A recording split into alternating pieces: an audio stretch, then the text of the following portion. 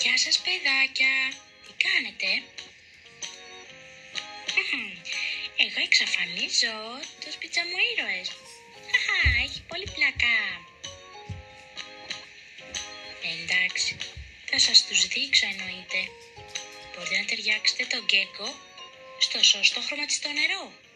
Γκέκο είναι πράσινος, άρα το βάζουμε στο πράσινο νεράκι.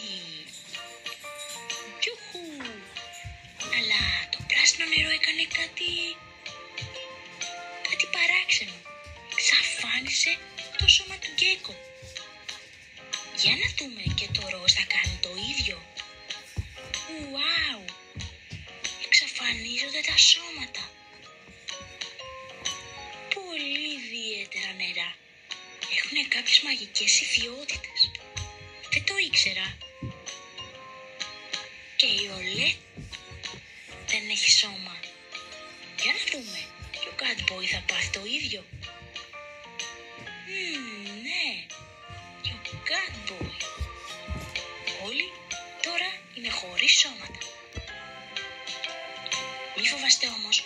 Έχω και πάλι κόλπο για να εμφανίσουμε τα σώματα των πιτζαμοηρών μας. Είστε έτοιμοι να σας δείξω το κολπάκι μου?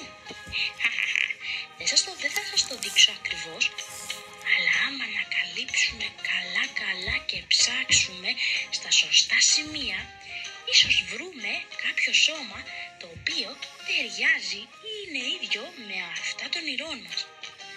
Νομίζω πως βρήκα το πρώτο σώμα. Λέτε να ταιριάζει? Νομίζω ταιριάζει πάρα πολύ ωραία. Είδατε, όταν ψάχνουμε καλά στο σωστό σημείο, βρίσκουμε το σωστό σώμα. Ας ψάξουμε τώρα και εδώ, μέσα σε αυτό εδώ το τεράστιο μπλε βουνό. Και νομίζω πως κάτι θα βρούμε στο τέλος. Απλά άλλαξαν θέση τα σώματα. Κάτι πολύ παράξενο συμβαίνει εδώ. Αλλά μην ανησυχείτε. Θα τα ανακαλύψουμε σιγά σιγά παρέα.